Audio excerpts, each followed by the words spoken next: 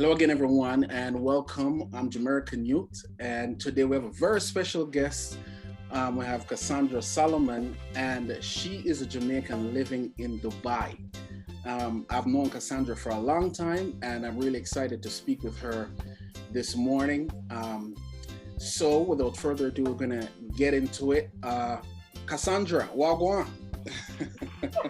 What's going on, Randy? Everything is good. Happy to see you. Happy to see you too. Yes. Yeah, we went to college, to the same college, and worked a bit together. So it's not like I'm talking to a stranger. No way. It's good to see you and see some of the wonderful things that you have done and hear of some of the things that you have done over the years. So I just want to talk to you about that today. But let's just start from your beginnings. We went to Edna Manley College Yes. for the performing arts. And since you have left Edna Manley College, your journey has been very interesting. Could you just kind of talk about how you got from Edna Manley College to where you are today? If you could just talk a little bit about that.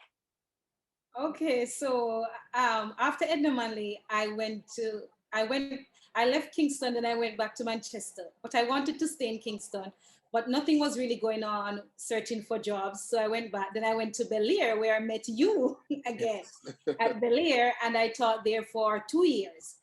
Then I met my hubby in college, but he was living in Trelawney. So I was getting ready now to move to Trelawney to get married. And then my husband saw a job in the Bahamas, and we said, apply. He saw the job for art teacher, not for my field.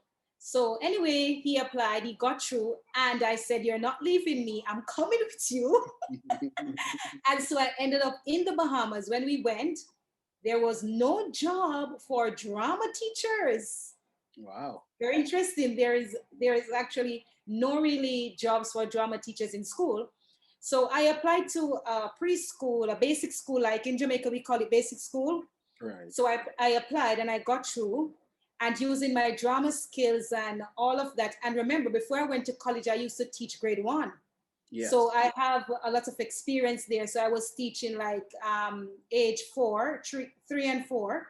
I was teaching them reading and everything. And it went well. Then I went and I did my bachelor's degree in early childhood education because I wanted to be marketable in the Bahamas. So I went and I did my bachelor's degree in early childhood. Didn't teach drama again from leaving Jamaica, but I incorporated it a lot in my transition into primary early childhood education. Then I went to another school in the Bahamas teaching grade 1, and I moved with my students all the way to grade 6. And then I wanted a break. I love to travel. And then I said to my husband one summer, I want to leave now, interestingly. You wanted to leave Bahamas? Yes. Oh, okay. I said, I want to leave now. So I wanted a change. So I was going on vacation in Florida, and I applied to some jobs. I went on some seekteacher.com, and I saw something for UAE. I applied to many places. And then when I came, I said when I'm going on the vacation, I said, I'm not going to think about no job. I'm going to have fun because I resigned from my previous job. So I don't have a job. So let's see what happened. Then when I was on vacation, about the last day, I got an email. You have a Skype interview for the UAE that is in Dubai. And wow. I said, wow. So I did it and I got through. And here I am today. I'm still teaching at the same school for 5 years now, and I'm still there. Yeah. So that's how I'm here. That's an amazing story, because when I contacted you, I still thought you were in the Bahamas, but you were in the UAE for 5 years. So because I remember you had been in the Bahamas for some time. I just kind of wanted to yeah, because my children were born in the Bahamas. Oh, your children were born in the Bahamas.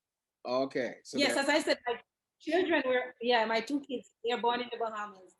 Oh, do they identify as Bahamians or Jamaicans? Your children. Because we're Jamaicans, they're Jamaicans. But Oh, when okay. they reach 18, they can go back if they want and play. Yes, something like that. Okay. You said when you teach, you taught in Bahamas. I just want to.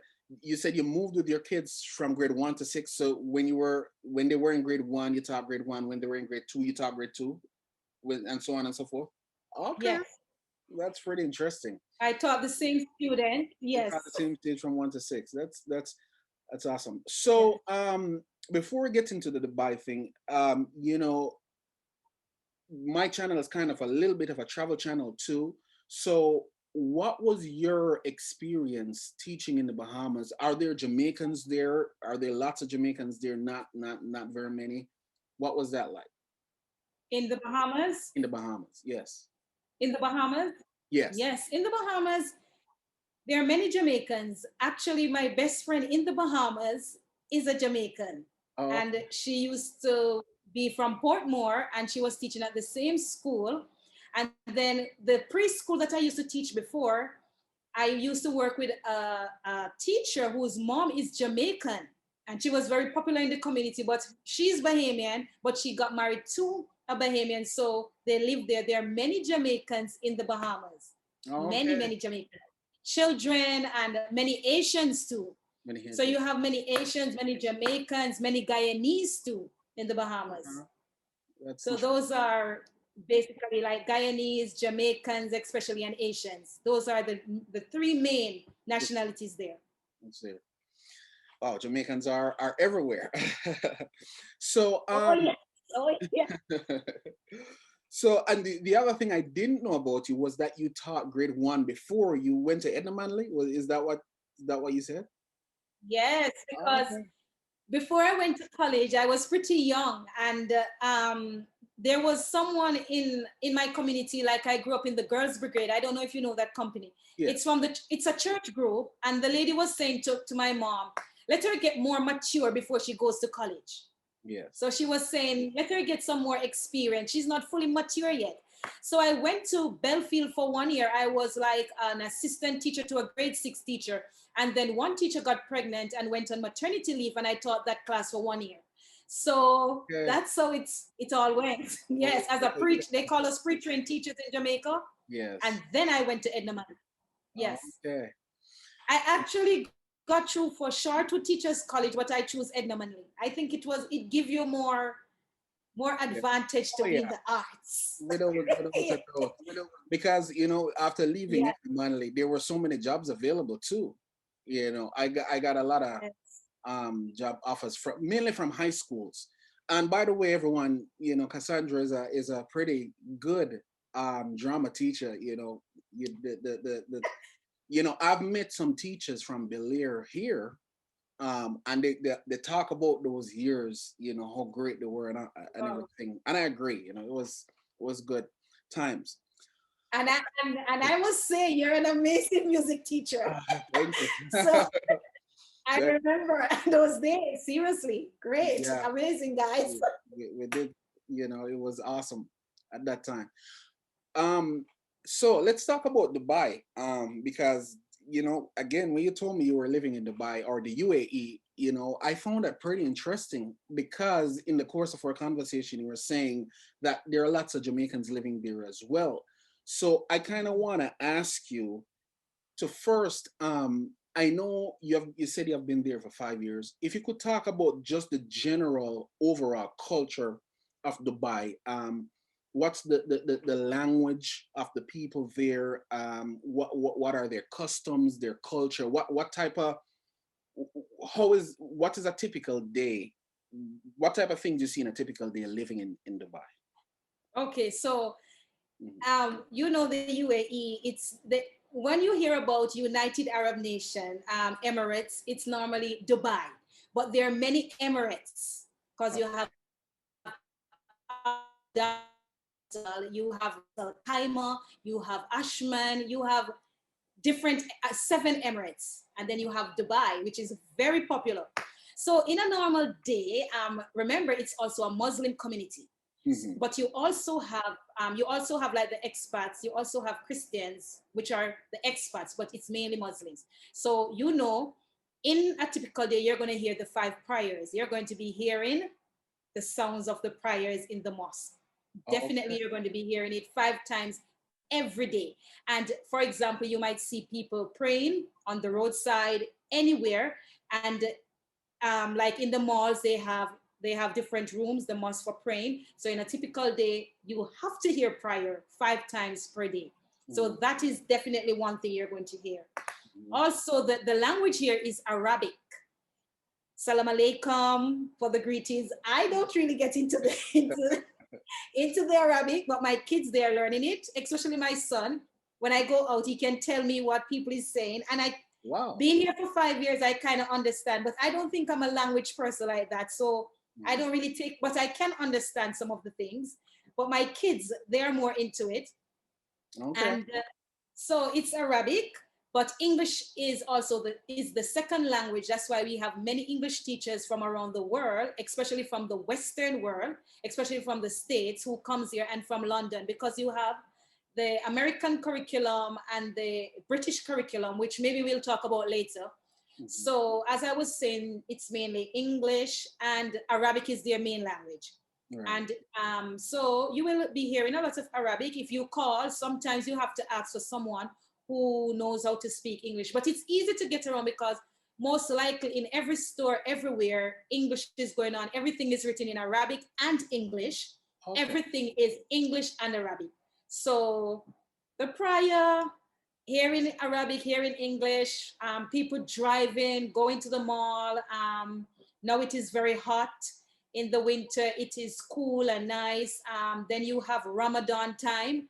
That is the month of Ramadan is the holy month, which is where you cannot eat on the road. You don't drink water on the road. And even if you're not a Muslim, you try to respect everything about that. And then they eat like when the moon go and change, those type of things. So that time of the year too is when like school starts late and you leave school early, which I like that time, because you can take your time to get ready and everything. Explain that. You said school starts late. What time of the day? Because I remember you were telling me that. Yeah. Yes. So in Ramadan timing, that's the holy month, which normally it's 1 month, and school would maybe start, like some schools maybe 9, and then we would end at maybe 1:30. Some schools end at 2:30. So like you're getting 1.5 hour away from school in a way. Because remember, many teachers are fasting, and so fasting and teaching, they're tired, and then they have to prepare their meal for the 6 o'clock or 6:15 for the after Ramadan timing. So that's the next thing too, and that is something I was never used to, which I came here, and for 1 month, that Ramadan timing, which I like, because I prefer get up and can get ready in a way. Take my time and get ready. And that's the time that I really can do that. Okay. And typically when would school start if it's... Okay, so teachers have to clock in at 7:15. Which is very early. Normally back in the Bahamas, I would clock in at maybe 8:15. And then you would leave school at say 3:15. Okay. Yes. And I know there are 2 perceptions about Arab nations, about the UAE in particular, is the dress and what was the second, the wealth of the nation. So there's a perception that you have to dress a particular way, and there's also a perception that those countries still tend to be very wealthy. The kids, the teenagers drive expensive cars and all of that.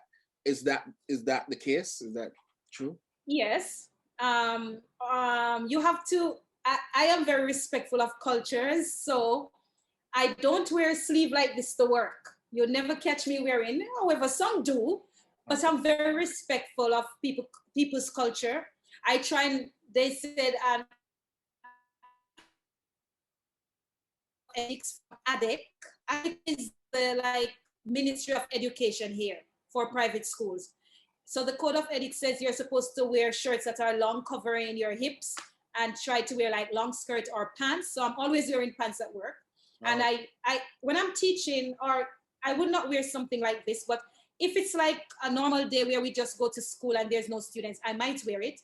Also, they do like cover, many of the ladies, they wear hijab, which they cover their hair and everything like that.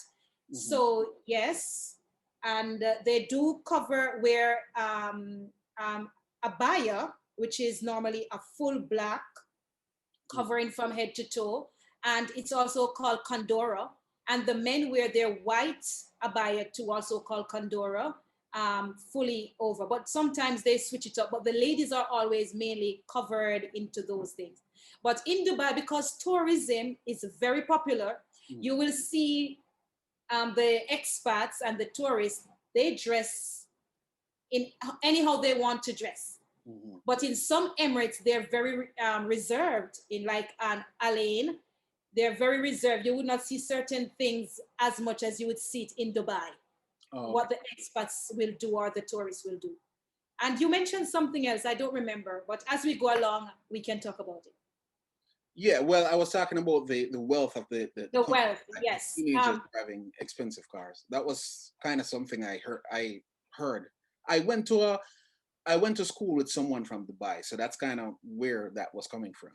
Okay, yeah, yes, they do, because I've visited like some of my students' houses, and there are many cars. Like when you go and you see, some cars are not even driven. And the teenagers, they do. Some of them, like my husband, he teaches grade 11 and 12. So he sees them come to school sometime. They're driving some very expensive vehicles. So yes, they do, and they can get it and they can buy it if they want to. Okay. It is because, remember, the oil, the story about the oil and their wealth and everything like that. Okay. So yes, it is true. Awesome. So what has that been like for you too? And I know I've talked to you off camera about this, but the you being an English speaker, and I'm assuming you teach English in the book. Yes. How do you get on or get along on a day-to-day basis? I mean, just kind of going to the grocery store, ordering stuff. I know you say everything is written in both Arabic and English, but do people speak a lot of English out there? If you go to the bus station, the grocery store, so on, what's that? Yes, definitely. As I'm saying, English is kind of a big thing here, because they employ teachers from the Western world to teach their children. And I heard that even before I came, like I have an assistant, she was telling me that, first time the parents could not speak English like they're doing now. They could not understand a thing, but now, because the English is being taught in schools, it's like easy. For example, when you go out, even if someone cannot speak it so well, there's someone there who will be able to help you no matter what. Even for example, in the apartment I live, sometimes I have to call someone who speaks Arabic, and and then they say English is easier than Arabic. They keep telling me, because many of the teachers at school, they're talking English now, and they're saying, Miss Cassandra, you need to start speaking Arabic. And I'm saying, they said, yes, English is much easier, and I think it is, than Arabic. I would agree too. Yes, they say Arabic is the hardest language to learn. So, because when you look at like the Arabic alphabet, and especially for people like us who grew up learning a different thing, it's hard to mix, to look at what's there on the paper and then speak it back. Whereas it's another, they write from right to left, and we write from left to right. Wow. Those are the other things. I never even knew that. Yes, they turn their books this way, like their books is from this way going this way, while we go from this way. Yeah. So all those things, yes. Interesting. Wow, I never knew that. So I yes, they're right from that. That is interesting. So I kind of want to talk about the well, you before I talk about that, you said something about a curriculum. Do you use primarily a British type curriculum? or an American type of curriculum when you're teaching in Dubai? Okay, so you have the British and the American curriculum. So where I'm teaching, we're using the American curriculum.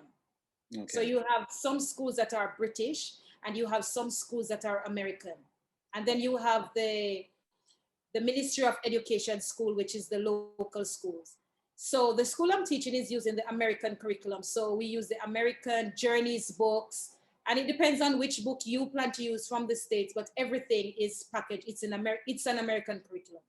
Are there more American type schools there than British schools, or is it about equal? I would say maybe it's balanced. You can find both, yeah, maybe a few over in American. It's kind of the same, but I've never taught in a British school, but as I said, I've been at the same school since I've been here, and it's American. But you have British, and you have some amazing British schools too, which many people tend to go towards, but they're very expensive. Okay. Yeah. All right, I want to switch focus a little bit because I kind of want to ask you something that, you know, a lot of Jamaicans or just people who are looking to travel or live somewhere else, people who want to be expats in general would like to know. First of all, as someone who is an English speaker coming from Jamaica, lived in the Bahamas for a few years, do you find other expats there? Is the expat community very large in Dubai? Are there many Jamaicans there? I mean, if you could speak to both of those things. Okay, so when you talk about expats, we're looking at not only Jamaicans, because do you know that in the UAE, in this country, there is more expats than locals? Really? So I want you to get that, because the expats are from Pakistan, Jordan, Lebanon, America, London, Jamaica, Kenya, Ethiopia, every African country, you can name it. They're here. China, India, and many Filipinos. So expats are from many countries. Now, when we come back to Jamaica, yes, there are many Jamaicans here. And I am the only Jamaican at my school, but before I went, there was a Jamaican before me. So I'm the second Jamaican at that school. Mm-hmm. But there are many Jamaicans because there's a church here. And there are many churches there. And when I went to the church, there are many, many Jamaicans. Even online since the COVID, I've been meeting many Jamaicans. If you go on YouTube, you will find many Jamaicans with YouTube channels who are living in the UAE. So it's amazing to know that there are many. As I said before, expats, when it comes to expats, there are more expats in the UAE than even locals. Wow. I want to continue on that, but before another question just came to my mind that you said you normally mention the other Emirates. Does that mean other islands or other countries, or what? When you say the other Emirates, what does that mean? The other Emirates is like the parishes. Remember, like how we have Manchester. Yes, you drive to them. You can drive to them. Oh, I see. Yeah, you don't. Yes, you don't have to really. You don't have to take a plane, because I've been to Fujairah, I've been to Ras Al Khaimah, Abu Dhabi, Dubai. So I have about 2 more to go. I have about 2 more to go. You're exploring. Yes, and some of them are so unique. It's unbelievable, especially Ras Al Khaimah, I think. Our Fujairah, it's many rocks, just rocks. When I went there, I was amazed by the amount of rocks I was seeing. So, which one of the Emirates would be the most touristy? Like if someone was coming for vacation, which one would be the best recommended to, like, beach? Definitely Dubai. Okay, so Dubai or Abu Dhabi. Abu Dhabi is very nice. The beaches are amazing. Okay. Awesome. I love the beaches. I love the beaches there. It's like, to me, I went in December to Abu Dhabi, some beaches there, and I was saying, wow, this is like I'm in Jamaica. They're very clean. They're very nice. Really nice. So, someone wants to migrate. They're looking for places that they might do what you do, maybe teach English or something else, work somewhere else, or work in a different field. Dubai, coming to Dubai, what would their experience be like? How would they be welcomed? I mean, you seem very excited to when you talk about your experience there, which is a good thing. What would someone coming in have to be prepared for that is maybe different from what they're used to? Well, the culture, it depends. If you're a Muslim and you're used to the Muslim life, then it's easier because remember, when you come, for example, I came before my kids, like maybe a month before, and I even told my husband to show them videos because it's like you're seeing the way they dress is so different from where I am from and what I'm used to. So respecting culture and understanding culture, because this has taught me many things about people, and just not to see and start saying things. We're people, but the way we're grown, the way we were grown up, it's just that we're people, and the way people dress in this, and sometimes the men wear certain things that maybe we would not wear in our culture, or the ladies wear. So you have to be open-minded. If you're not open-minded and ready to accept people for who they are, and know that people are people, you have some great people out there and they're ready to welcome you. You just have to respect them and learn about the culture in a way of things not to do, what not to say, and just learn about the culture before you jump into it, and be open-minded and be ready to kind of change some of the things that you believe in. You might want to keep it in your house, but don't really take it outside because it might offend other people. So you have to be so open-minded if you want to, especially come to this side of the world. Right. So it's so you were welcomed when you went there. You felt very much happy at home.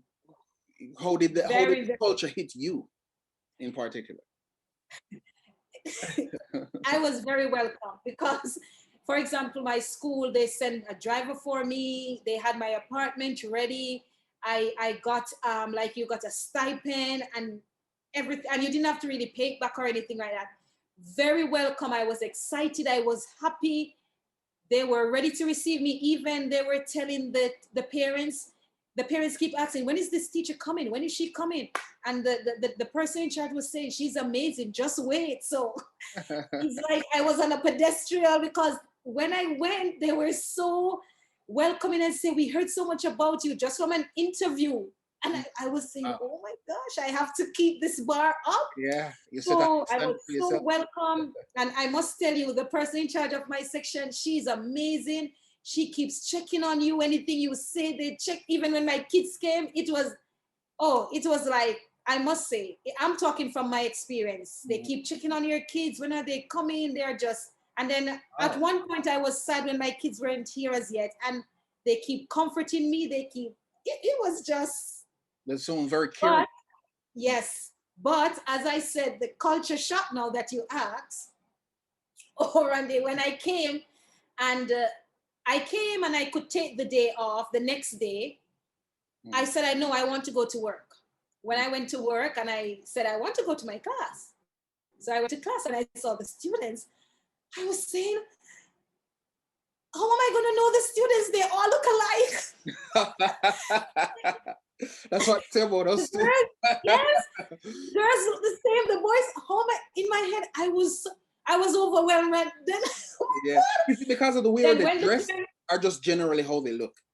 No, they were in uniform, but the way they look to me, they all look alike. The same hair, the same. To me, they just look alike. They just look alike. And then when the parents started coming, and I'm looking down the hall, I'm just seeing ladies in black abaya. Everyone is in black abaya. And I'm saying, how am I going to know the parents? Right. I said, how am I going to know the parents? I was so shocked. My head was, I was saying, how am I going to know them? I could not, parents come to me and said, can I get Aliaze, please? Then the next one came and said, and I said, didn't that same lady came? Because you're telling me the eyes you see when they come. Yes, and then it's a lucky thing I have an assistant, and she's amazing. Okay. And she was able to help me in those areas until you get it. they're not the same. They look, you will get it. But the first time, oh, and then the next thing, I was shocked about their names. The children, they have even 7 names. One child has 7 or 10 names. Wow. Because I think they take their grandfather and their father's name. So their name will be like Muhammad, Jarbi, Ali, Al-Shamsi, Al-Saif, Muhammad, Kitbi, some long names. Long name, wow. So when that child has a child, it will add on another name. It's like in Jamaica, we just have 2 or 3 names, your first, your middle. And then the next thing in your class, you will have 10 Muhammads. Wow, it's a popular name. Yeah, that's very popular here. Or you will have 6 Saif, and you have to say Saif Al-Karbi. You have to put it with the, sometimes you have to put the second and the last because you have 2 of the same with the same family name. So those are some things. Yeah. But over the years, I've got used to it, and now that is just, that is second nature to me now. Yes, but the first time, oh, that was hard. I can imagine. I was shocked. Well, it's good to get experiences you're not used to, and I mean, it's you're not used to it, no. So yes. You know, pretty interesting. You know, I know someone who might say this are they probably are someone who want to do what you do, you know, and or want to teach somewhere else, want to teach abroad, and so your experience that you have given is definitely something that they will be able to consider. I myself. Yes. I've considered teaching abroad too, or in other countries too. You know, yes, so I'm learning a lot. But yeah, you never know what you're like. I never dream I would be here. You just never know what your life would take on. I never dream, but I think this is my purpose to be here right now.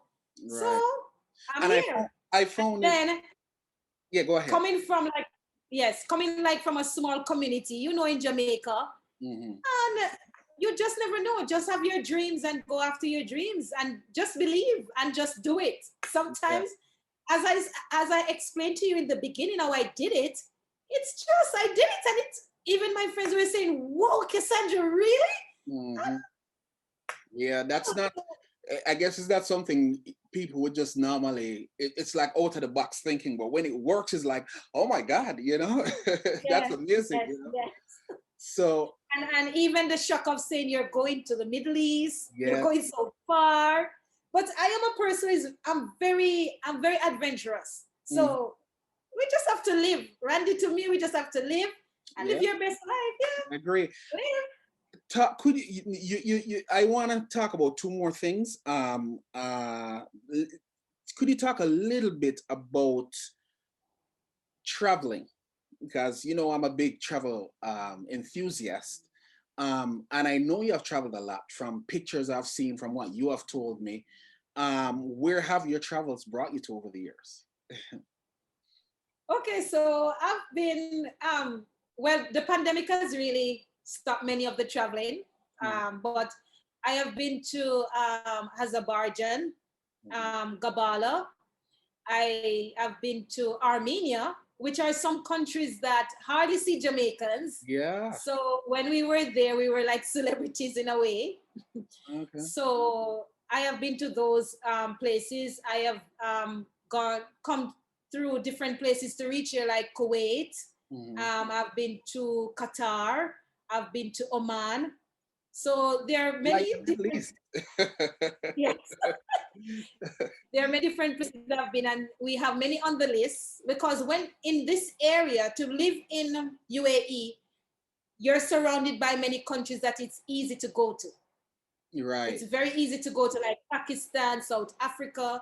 It's easy to go to like Jordan. It's easy to go to like Lebanon. There are many countries in this area that you could just travel, which is a next advantage of living here. Especially before you leave, it would be nice to just visit many of these countries. It's easy to go to different African countries, because I have worked with many African teachers, and they're encouraging me to go to Kenya, to go to different places in Africa. So when you're living here, you can go to India, you can go to China. It's very easy. I've also been to Thailand, China, but before coming here too. But it's very easy to go to these places in this. Very easy. Okay. Well, what you know, one of the things people wonder about is being a black person. How are you treated? Because the perception is that no matter where you go, you're going to be treated poorly, which I find not necessarily to be the case. I mean, it's stuff that you hear all the time, but it's not necessarily true. What has your experience been in Armenia, Azerbaijan, Qatar, and so on? Because people think it's the Middle East, they don't like black people there. What has your experience been? Nothing like that. Because remember, when I come here, there are many Africans here who look just like me. Remember, there are many Africans from Kenya. And just want to tell you something. When I say I'm from Jamaica, everybody thinks it's Africa. Yes, that's true. When my husband says he's from Jamaica, everybody say, where in Africa is that? And as soon as you say Africa, Africa, and I have to say, no, it's in the continent of North America. Yeah. So, and then some people know Bob Marley, like the Filipinos and the Lebanese, they keep saying, whoa, you're from the country where Bob Marley's from? So the first thing they're going to say, Africa, Africa. You see many ladies like me here. So it's not like the kids are, and many of the nannies here for the Arab people are from Africa. Okay. And many of the nannies, they're like from Africa. Even I had a student whose mommy had to get I have to say this. She had to get a nanny who looks like me from Africa, because the kids wanted the twins. They wanted someone looking like Miss Cassandra. Oh, really? And she said it to me. She even sent a message. So there are many Africans here, teachers. You could get a Jamaican. There are many. Huh? No, I was just saying they could get a Jamaican that looks like you. Yes, but remember, Jamaica is far away. Yeah. So it's easier to get. And there are many, and there are many, and there are many Well, the Jamaicans here are basically mainly teachers, and like chef, they're working in. But like the nannies that come, they're mainly from Africa, or they're mainly from different countries like Syria, different other countries, but not really say Jamaicans come here to be nannies. I don't see that. So that's it. So when I came, they are used to seeing black people. You see what I'm saying? They are used to seeing people looking like me. So it's not like, many of them have, as I said, nannies like that. Teachers are here, many teachers from South Africa, Kenya. So there are many teachers here too. And not only teachers, doctors, lawyers, looking like me. So like, they weren't really shocked. Maybe if it was from maybe a long time back when they started to come in, maybe they would have been shocked. Yes. And the kids are not, like, say, afraid of you. They're excited to come to you, because they're used to it. They're used to it. They're exposed to it. So yes. That is awesome. Awesome. So the final thing I want to talk about is Sollyinfusion, your YouTube channel. You have a very successful YouTube channel that is geared towards children learning the basics of reading, etc. Could you talk about that and how and why you started that? Okay, so the channel was actually started by my husband. He was in the Bahamas, but he has been telling me, come along, please come, and I wasn't interested at all. And after leaving the Bahamas and coming to teach in the UAE, I found that I was not finding some of the songs that I wanted. Some of the sounds were wrong of some of the YouTube videos, the sounds of letters. So I said, why don't I make my own videos? And he was happy. So I started to do my own videos with my own sound, the correct sounds. And then I would play it in my class, and then like parents would be asking me for them, and then I would share it with my parents, and the kids would watch them over to learn the sound. And then sight words. Sometimes you cannot find, you're finding many sight words, you're not finding the one you want or the group you want. So I started doing sight word videos. And then I would share it with my parents, and my parents would share it with their family members. And then I would incorporate it in my lessons, and that's how. And it is still going, because parents keep saying, Miss Cassandra, when is your next video? When? My child will have to wake up to your video every morning. So even those things motivated me to keep going and going. And then you had educators asking me to do videos. yes, educators asking me to do work, to do videos, and sometimes I don't have time to do workshops, so I do the videos. Right. Sometimes I don't have time, so I would just do the video and just send it to them or send it to a group. So that's how I became a part of Sollyinfusion, Oh, okay. which You is became going on strong today. That is awesome. Yeah, I've watched some of the videos and very well produced, and the music behind it. I know your husband is a musician as well, so he Yes. probably does some of the music in it. Um, so it has been, it sounded like it has been a great journey for you, and I just kind of I like hearing the stories. It's always awesome to see someone from Jamaica doing great things in other countries, especially countries that used to we're not used to really, because back, in Jamaica, the only thing we hear about is Jamaica, Bahamas, Cayman Islands, Canada, England. Yeah. That's kind of what we hear about. So it's really nice to see what you're doing, especially because I actually knew you from before. Yes. Again, when you told me you were in UAE, I was really shocked. I was expecting to hear you talk about Bahamas, but the fact that you've been there for 5 years, wow, that's amazing. Well, I think I've asked you most of what I wanted to ask you already. Is there anything interesting, anything else you think you could tell us that you think the audience or our audience would benefit from? Okay, so well, you asked me the question again, if you want to travel, if you want to come. The thing I would like to say, I know there are many, nowadays, people are traveling the world. Randy, people are really traveling the world. People are into social media where they're meeting people and going to different parts of the world. And there are many websites out there. There are many places you can look for jobs, but just be careful. Some of the sites, you have to be careful what you're doing. Check it out thoroughly. If you have sites that are asking you for money, do not pay, because when I was applying for this job, I did not pay 1 cent to do anything to send to anyone, any recruiting agency. No, if they want you, the school will pay the agency. It doesn't have anything to do with you. So when you see they're telling you to put this in their account, don't believe those things. There are certain documents that you will have to get attested, especially coming to the UAE. That is where you send the document, you get it stamped, and you pay for that. You don't pay to any agency.